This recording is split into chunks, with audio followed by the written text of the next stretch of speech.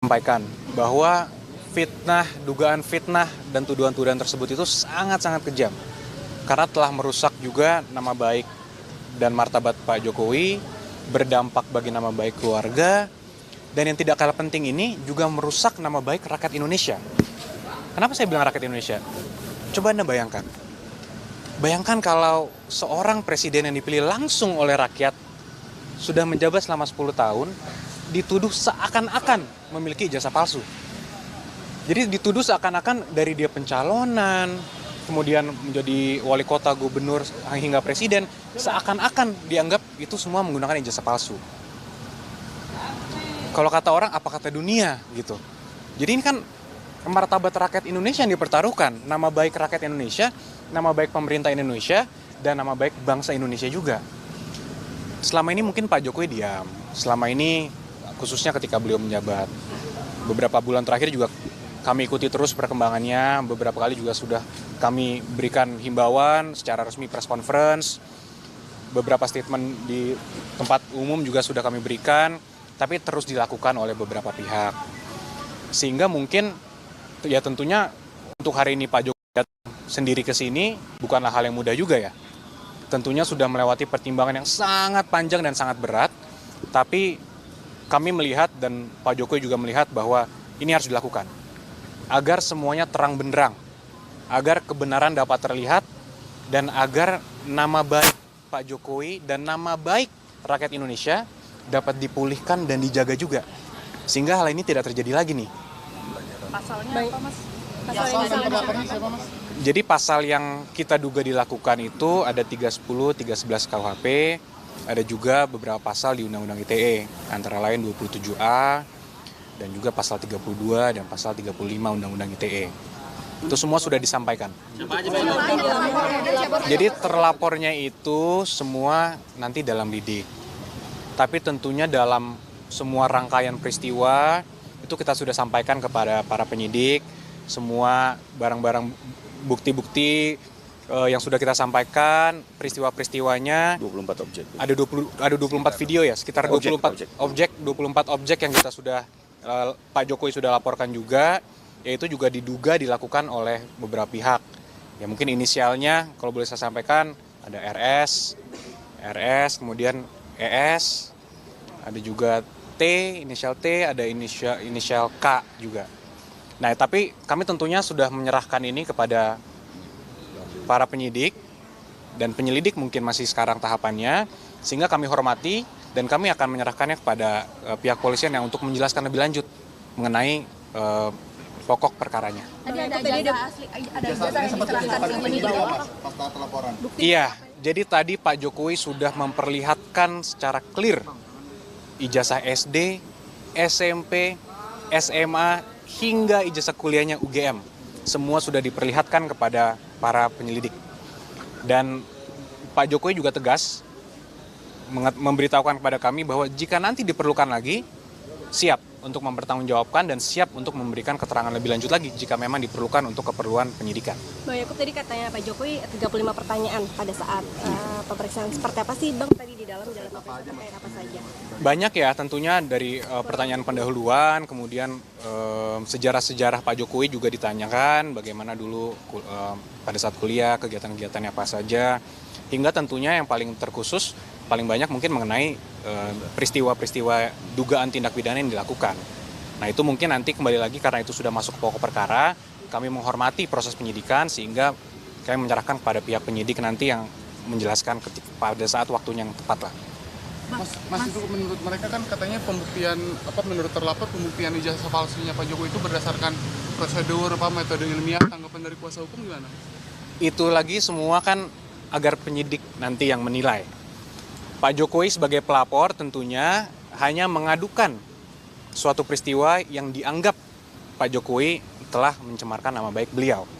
Nanti agar aparat penegak hukum yang menilai. Kalaupun ini nanti sampai ke persidangan, biar majelis hakim yang menilai. Agar semuanya clear. Karena kalau hal ini tidak akan selesai tentunya kalau kita hanya bilang versi saya begini, versi mereka begini, yang mereka analisa juga begini. Nah itu kan juga jadi debat kusir.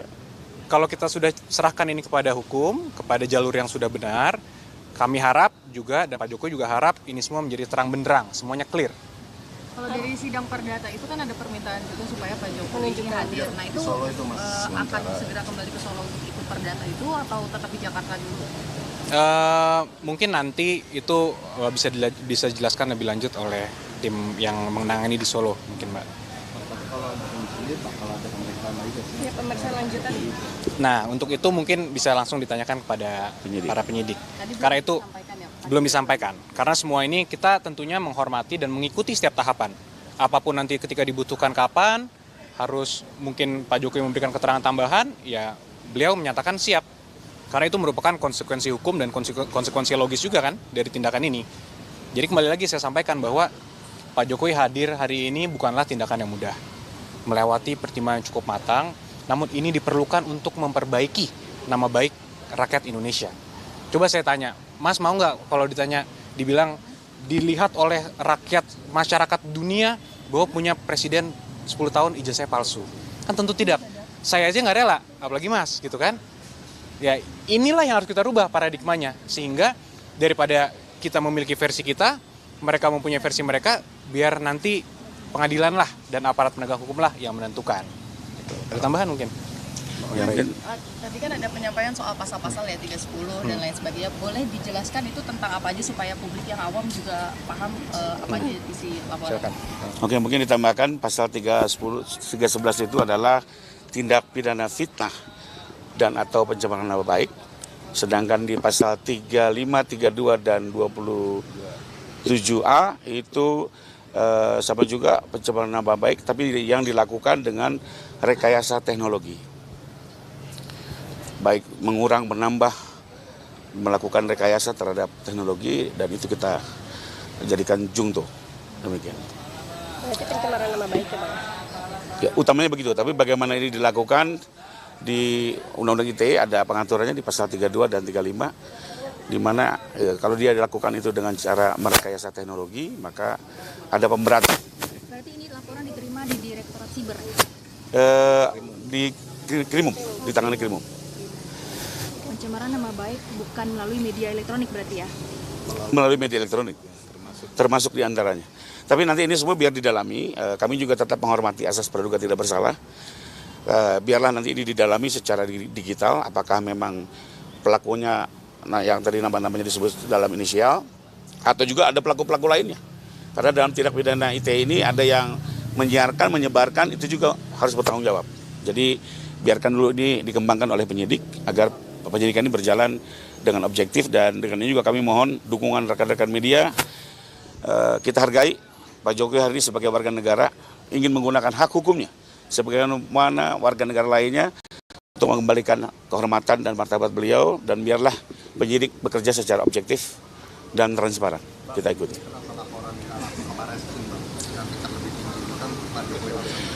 Memang kita dari awal sudah mempelajari mayoritas saksi ya, dan mayoritas alamat dari objek-objek ini berada di Jakarta.